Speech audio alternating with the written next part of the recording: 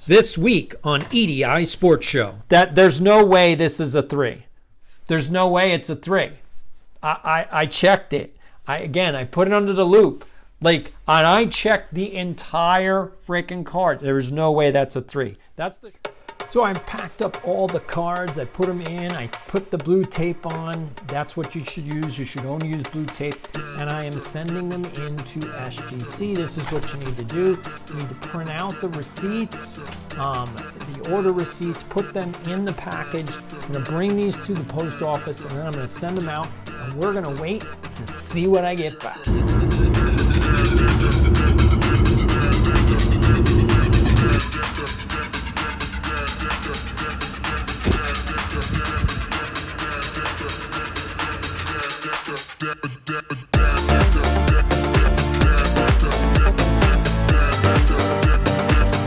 Through the magic of YouTube editing, we are in the future, and I got my SGC submission back. And so what we're going to do is we're going to open it up and kind of look at the cards. Now, what I'm going to do in this, so this will be a submission with reveal video, but I'm also going to talk about how to send cards in and why you should even grade in 2025.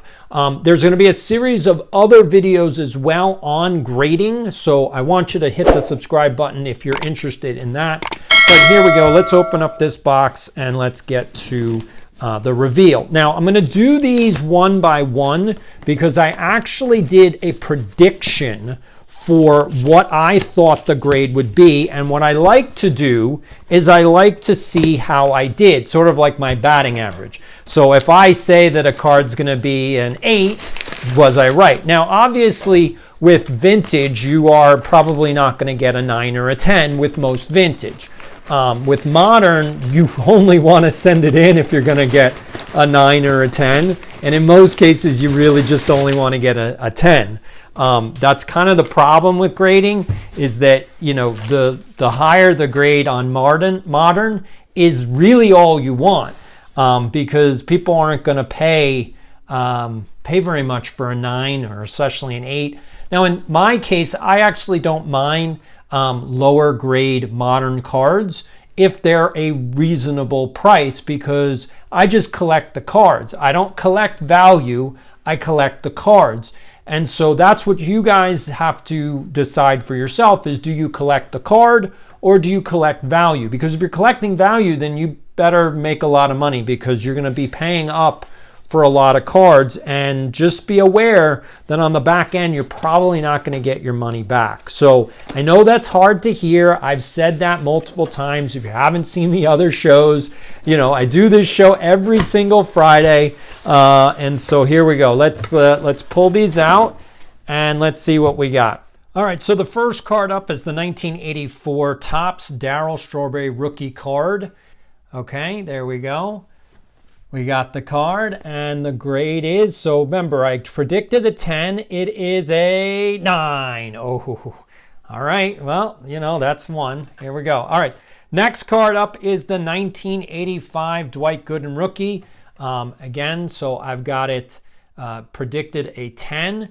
Here we go. We've got it. Let's see. What do we got? A 10. Oh, no, an 8. An 8. Oh, I couldn't read that. I'm sorry. That's an 8. Oof. Rough. All right, not doing too good. All right, here we go. Next card up is the 85 Eric Davis. And we've got a reveal. What do we got? And, an 8.5. All right. Thought it was a 10 again. See, so I think on this one, what I didn't measure well enough on this one is I think this one was off center, top to bottom. Again, to me, it's centered, but I think they were grading it a little bit harsher top to bottom. I thought it looked good. Again, it's sharp corners. I mean, the corners were amazing. We're going to do another video on actually how you grade the cards. So again, hit the subscribe button, because you're going to want to see how I actually looked at those cards, because these corners were awesome. All right, next one on the board is the 1988 Topps Brett Hull rookie card. All right, so There we go. Take a look. We're going to reveal it. And a 7. Oh, so I thought it was a 9.5. This one's a 7. Again, I don't see it. I'm sorry. I don't see it. And this is good to know. Again, for everybody that's out there, it's good that I'm getting all of these wrong, because that means that I need to be much harsher on my grading. So if I look at a card now and I look at it and I've seen these, like these look like 10s to me. So if these are not 10s, if these are 7s, that means that I'm going to have to be much harsher when I talk about other people's cards, because I'm being more lenient than SGC, clearly. So again, I'm fine with that. SGC ran a special. These cards only cost me $12 to grade. So not that bad. Honestly, it's fine. I didn't send in a whole bunch. But let's get to the next one. This is a 1976 Gary Carter rookie card, and this one is for my PC, so really it's just whatever it is. So I think it was going to be a 6.5. Let's see what it is. A 6.5. Look at that. So I'm really good with vintage. I guess with junk wax, I don't know, but vintage, I was good. I was like, yeah, that's a 6.5. Look at that. 100. I got one right. All right. Let's get to the next one. This one is a Thurman Runson rookie card, 1970. Again, this one is also in the PC, which means whatever it is, it doesn't matter. So I thought it was going to be a 6. It is a 3. All right, I'm sorry about you. Like that, I'm sorry. There's no way that's a 3. There's no crease on it. I don't know what. Their corners are really good. I don't know. I'm going to tell you right now that there's no way this is a 3. There's no way it's a 3. I checked it. I put it under the loop. And I checked the entire freaking card. There's no way that's a 3. That's the sharpest 3 you're ever going to see. I'm just telling you right now, guys, take a look at that. That's the sharpest 3 you're ever going to see. So what I'm going to do is I'm actually going to go back to the original photos and video. I took photos and videos of every card I sent in. So now I'm going to go back and see if they damaged my card, because this was not a 3 when I sent it in. So now I'm going to take a look and see if they damaged my cards, because now I'm a little concerned. All right, last one we're going to do. So 1970 All-Star Pete Rose. I predicted a SGC 6. Here we go, and it is going to be a 5. All right, I was close on that one. So, 5, 6, sometimes you're going to be in the ballpark, but that's the one. So this, again, will also be in my PC. I have a whole bunch of other 1970 All-Star cards, and I'm just going to tell you, I didn't get them graded because they weren't going to be 10s. And if you don't get 10s on some of these vintage cards like these, like all Hall of Famers, so let's say a Mickey Mantle or whatever, you're not getting a whole lot of money if it's not a 10. Therefore, it's not really worth grading. Just put it in a one-touch, or put it in a top loader, and just, that's it. You don't need to grade all your cards. You don't need to grade all your cards. So anyway, I hope that you enjoyed that. We're going to get now into how you should actually grade your cards, and then we're going to do the viewer comments at the end. All right, so let's do how you actually grade your cards. And what we're going to do is we're going to go back to the video that I took with the loop on this card that got a 3. Now, I said that this card was going to be SGC 6. Okay, so it comes back in SGC 3. And so what I want to know is go back to the original and then show you what this card looks like, again, under the loop. And then you tell me if something happened in transit. And I think that's what happened. I think something happened to my card. So here we go. We're going to take a look at this video. So here we go. As you can see, so what I did is I put my iPhone and I put this right on the lens. And so as you can see right here, you can actually see the card really, really well. Look at that. You can see the corners and you can see the corners. Now, this is the one corner. I'm going to stop it right here.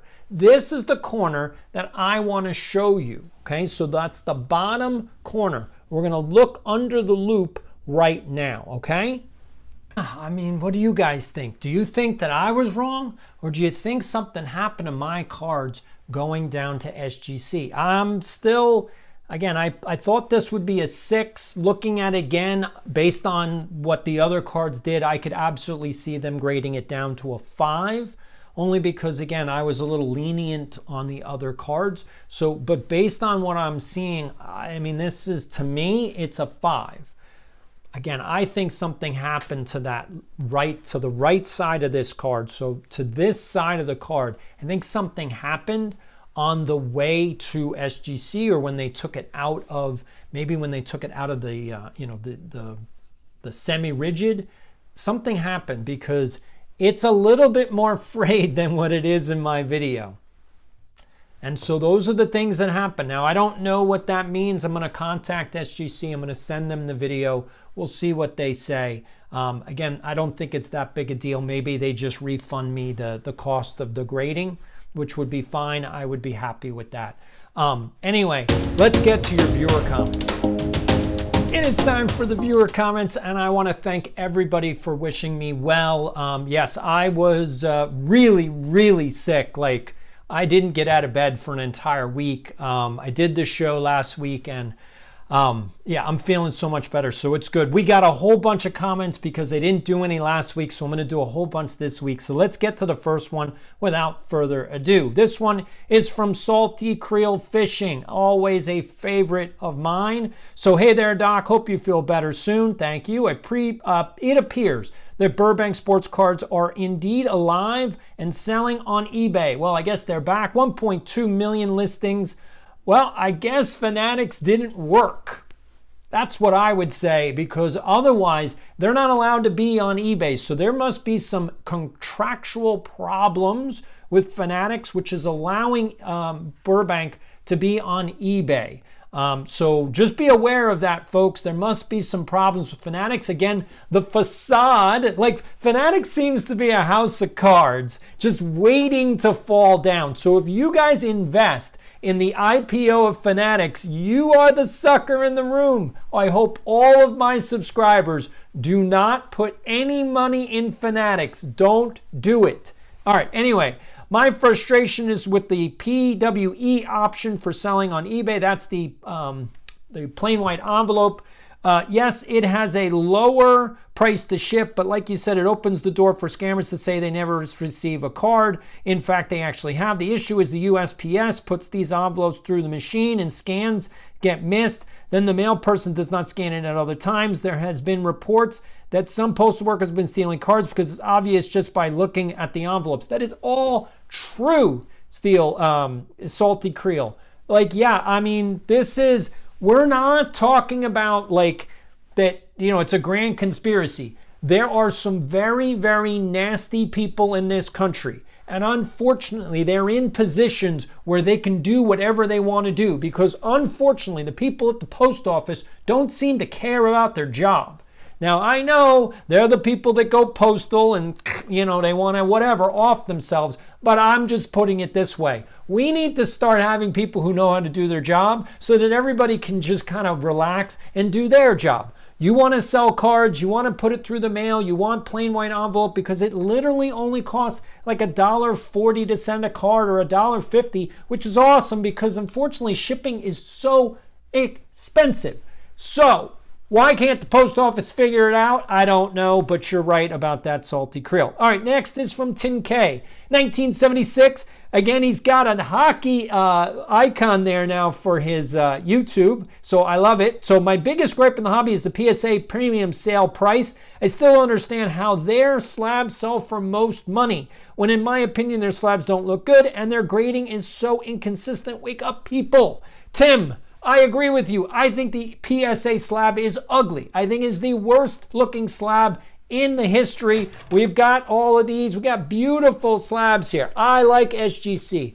I'm just going to say it. It's just aesthetically, for me, I prefer this. Now, again, you could prefer the PSA slab. I don't have any problem with people saying I want a PSA or SGC or CGC or TAG or whatever grading company you guys want to collect. I don't care. I do agree that I think that the premium that people put on PSA is all a little fabricated. It's a fairy tale, but we live in a fairy tale world. Like, most people in the United States don't know anything about history. They don't know facts. So the fact that they go with PSA over SGC is just sort of like par for the course. My hope is that we can start educating people about reality. That's what I do in my professional life. I teach people reality. And then when they get reality, they go, oh, yeah, that doesn't make a lot of sense. Yeah.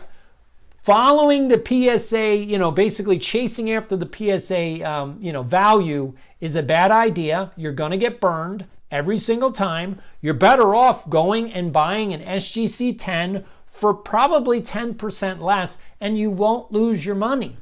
And you have the same card, and to be honest, just like Tim K said, it's probably a real 10 because SGC's grading is a lot more consistent. All right, let's get to the next one. This is from Robert Cremans. He said, in general, my biggest gripe is the eBay and their fees. They are too high, especially for something you essentially do almost all the work on. You buy the item, you store the item, you create the listing, you package the item, or whatever, and you pay the postage and take most of the risk. For that, you pay some 14 to 15%. Actually, it's closer to like 19% now of the sale, and they even encourage you to ship for free. Buy a promoted listing, all to have an already built platform 20 years ago created. What beautiful racket. Second, PSA grading fees too high and new graders hired, inconsistent grading. All right, so yes, there's a lot there. Yes, eBay is a horrible platform. It is too old. It's not 21st century. All things I've been saying on this channel, so we're in full agreement. We need a new platform that just focuses on sports cards. There is no platform right now that works. So there is an opportunity for one of you guys out there that know how to build an app or build a website. If you need help, I would love to help. But we need a brand new site for selling sports cards. I think that a reasonable fee would be 10%. I think that's reasonable because understand, yes, although eBay doesn't do all that much, it is setting up all the infrastructure, and it does cost money to run a site. So I have to say that 10% is a reasonable fee. Again, that's what you would pay a consignor. So I think in that sense that that's what's reasonable. eBay goes way overboard because they literally think they can hold you over a barrel, and I don't like that kind of bullying tactic. So the only way to crush eBay is to build something else, and I think they're ready to fall. All right, next one. This is from Stephen Bice.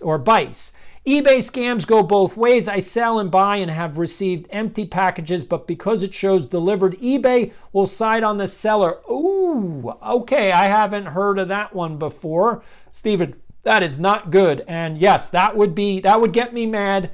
That would get me very mad. If I bought a card and I got an empty package, I mean, that's legit fraud right there. I would take a picture. Actually, I would take a video and I would send that to the Postmaster General, because whoever sent it through the mail, that's 20 years.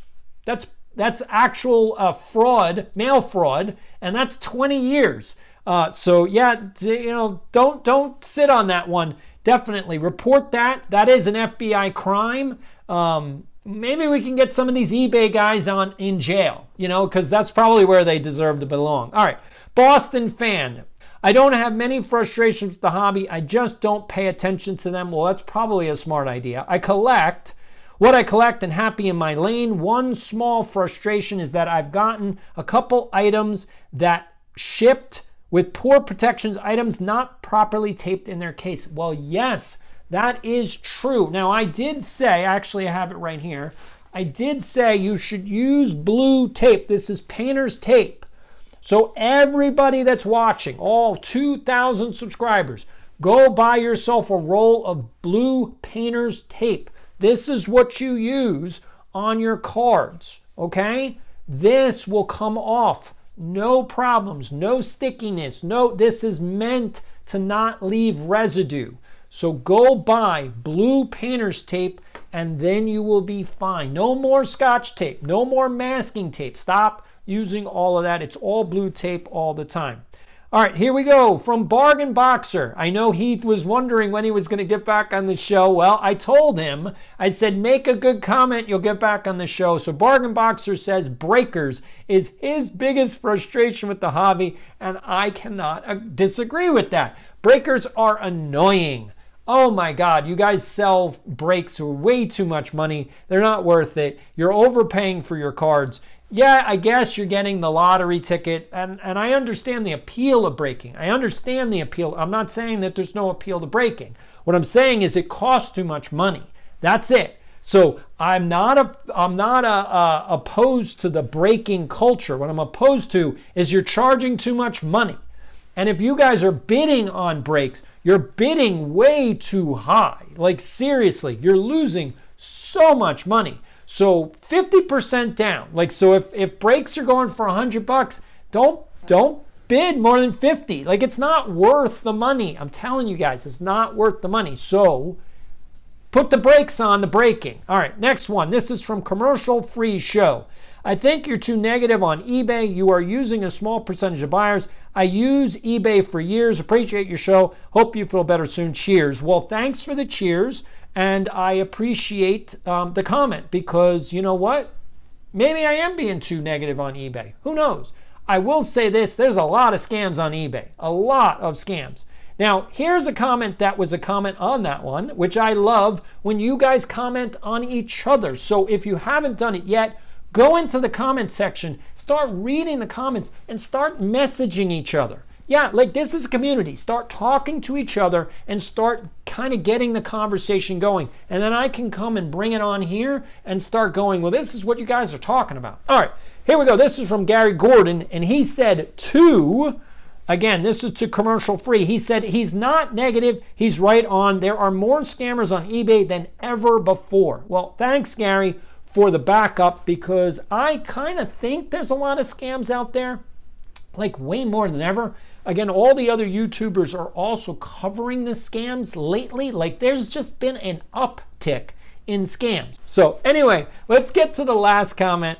We got, this one's from Retro Hero. Oh, another really cool YouTube name. All right, Doc, come on, man. All right, I love the beginning. I'm good. Where are we going with this one? I don't love or hate eBay, but your comments about how eBay supports sellers is complete BS. All right, well, I'm listening. I am a collector, seller on eBay, 100,000 annual. Well, congratulations, that's remarkable. That means you must do this full time. All right, so after COG, supplies, fees, and expenses, 40K net. Hold on a second. So you sold 100,000 of cards and you got 44 out of it. And how much time do you spend on eBay? I'm thinking you just got majorly taken to the cleaners. Just saying. Like, how come you're not taking home 50? How come you're not, like, there's a lot you've taken out there. And I'm sorry, either you're buying cards for too much money. There's a problem. There's a real legit problem because you're not going to be able to sustain this. You're not. What if the economy goes in the wrong direction? You're in trouble. Like, I'm just saying, you're in trouble. Not that you're dumb or you're dumb. Like, I'm saying this is not a good business model. That's all I'm saying. And I feel for you. I want eBay to do better. Like, they should do more for you. If you're selling 100K on their site, like, what are they going to do? Again, there's no alternative, and they hold you over the barrel. Now, with that being said, let's really talk about the problem with eBay. Well, I'm glad we're talking about the problem with eBay because there are a lot of problems. So here we go. We're going to get the truth from someone who sells on eBay, and this is what it is. So eBay standard envelope is the problem. All right, so let's see what he says. Why are only a few people, groups, and content creators discussing eBay's latest system upgrade doesn't mesh with PPE envelope tracking data? Tracking over the last month is almost down 20% or less. eBay admits they have an issue, but it's still not fixed. No tracking means every item not received request is refunded. Ooh. Now, currently, PPE will reimburse the sales price or the card, but we, the seller, will eat the shipping charge.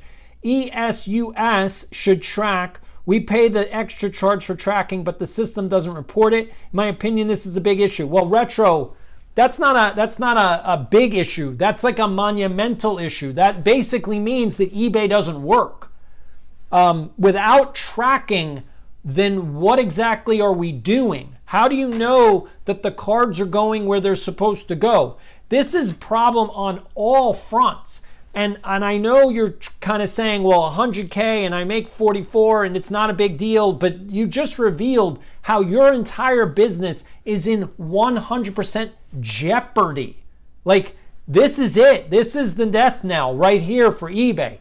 They can't solve this. No one should sell on eBay because all you're doing is throwing money away. You're eating the shipping costs because of why?